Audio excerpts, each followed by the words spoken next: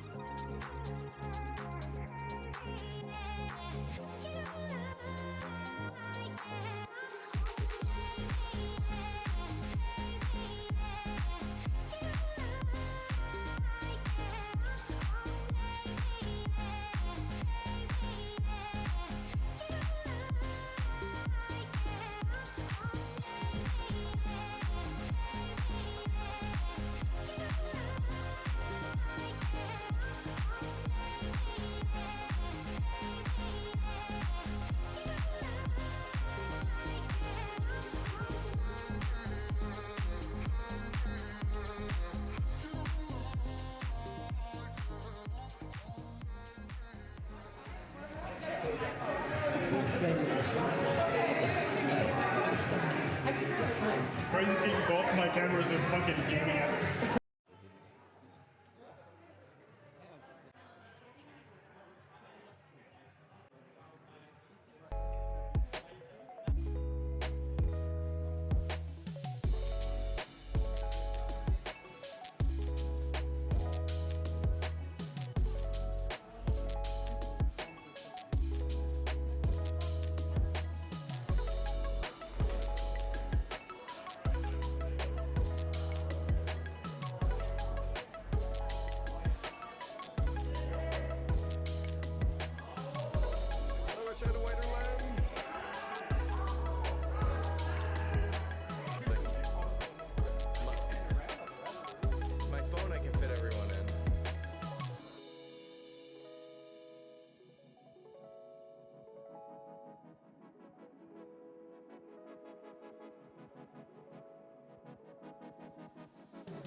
Straight ahead. See if I can fit this in. Alright, good to go. Yeah. Yeah, he's got your phone, but I guess the camera's rolling. Camera's rolling.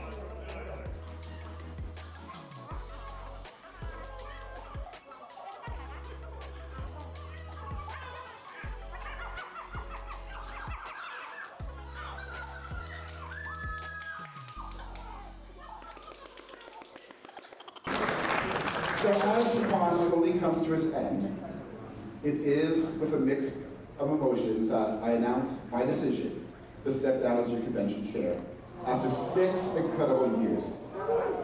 I'm going to officially declare CanFURence 7, as seen on TV, canceled! We're closed! We're done! We're over! So, it's now critique time, and as you guys are pretty much used to it by now, every time I do kind of those type of scenarios, I try to. Uh, I got a him off, and I'm kind of like repairing it type deal in the meantime. Just a couple of holes. So now for the critique part. I'm trying to stay brief and give points that would help the convention kind of going better on certain points. So I'm gonna go with the following: communication. So there was a couple people that had trouble with whatever communication that was going on when it came to setting up stuff and people breaking apart, and it kind of falls into the next point that I had. I feel like there was some form of problems when it came to communicating between groups and having a proper plan or certain ways of doing certain things that didn't match with certain groups and kind of created some problems and eventually causing some drama on more or less the staff level of things. And the problem with that is since there is some drama, normally when you have problem people and you work professionally, you try to put those aside and do the job that is required for you to do, and then eventually you kind of just let it go and deal with it on your own term. And I feel like there was some scenarios that this didn't quite hit well. On that end, I do recommend putting problems aside and overall try to work your best with what you have. Another point that I had told to me, and now that I also want to talk about, is planning is a very, very important aspect of the whole thing. There was a lot of moment where, let's say for registration, which was a big problem, people did come up with ideas on the spot to help people register at the moment, but the site wasn't properly working and stuff like that. And I feel like if people would have tried it in advance to make sure that it works before putting it there, kind of like do a crash test before giving it to everybody, would have helped a lot more. And I feel like there's a lot of points in that which could eventually help furthermore whenever you try something or whenever you try to break it before giving it to a lot of people. It makes you see and understand the flaws of software, project, panels, anything con related or anything, right, in general.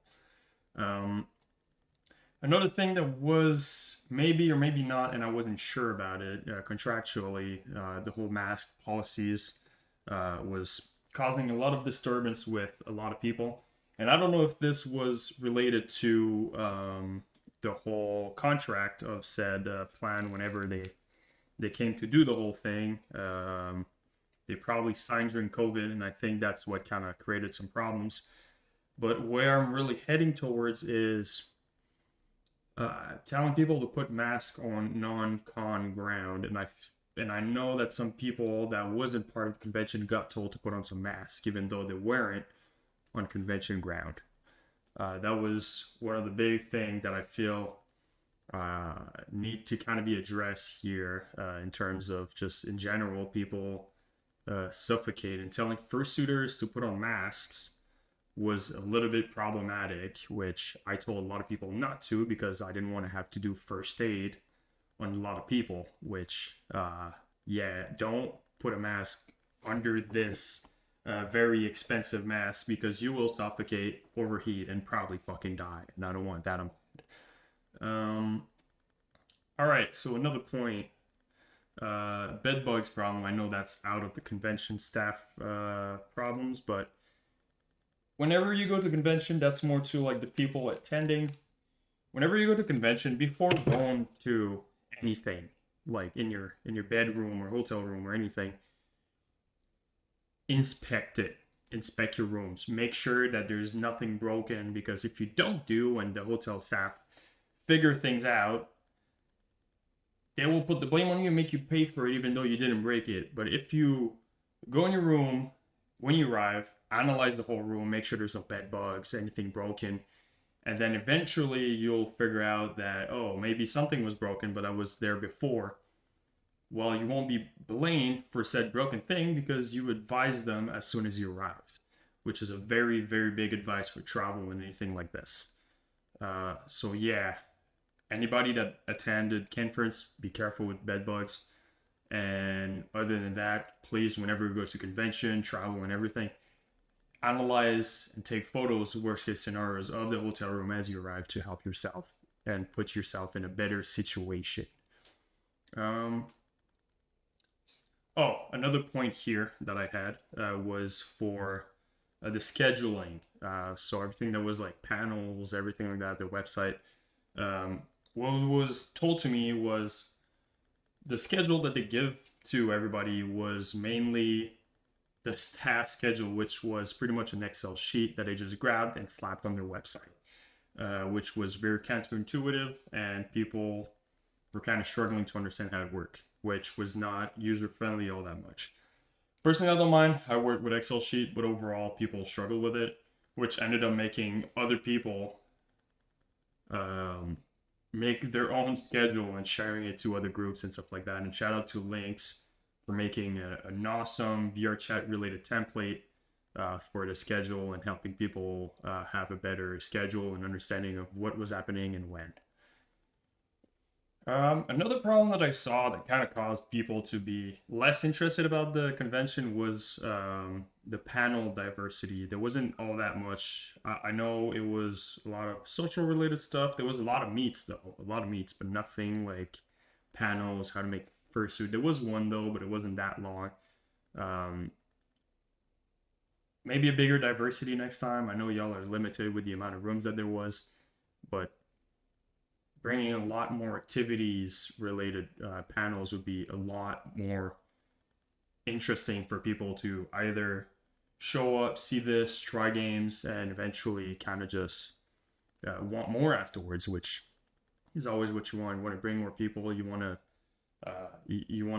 build it from the ground up. And I feel like CanFURence would have a lot of more potential if we'd have a bigger panel, diverse like choice, selection, whatever, like a lot more games and a lot more interactive panels, because this is what brings people in, right? Interactivity between the panel makers and the attendees, because there was mainly just like setting aside panels.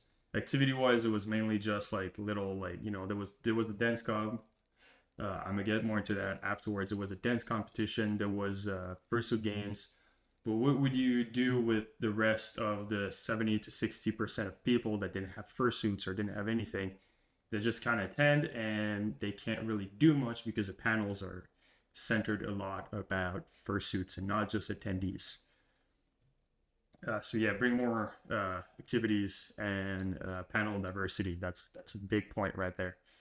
Another thing was there was too many people for the big activity room. So like the opening ceremonies, which kind of sucked because the registration was happening during that, which a lot of people couldn't attend. That's for one. And for two, the rooms were too small for the amount of people that were there. Maybe a third of the people that wanted to attend those could make it, and the only reason why I managed to make it was because I was holding a camera that was kind of tagging along the media crew, because, you know, I do that for a living. I'm a military photographer. Another part of that would be, to be fair, I know it was a bit out of the convention's control to have enough places for people, because, you know, there was capacity limits and stuff like that, and the amount of chairs that was available for people. It was that. I know it was out of their like control, but one thing that was inside their control was the Fursuit walk. So the thing about this is it was canceled, and I feel like that brings in my earlier point about planning and making sure that things are in effect or in the best kind of scenarios for certain things. So we had sun and sunshine and everything, like beautiful weather for the whole convention, except when the Fursuit parade was happening, which is a bit of a letdown.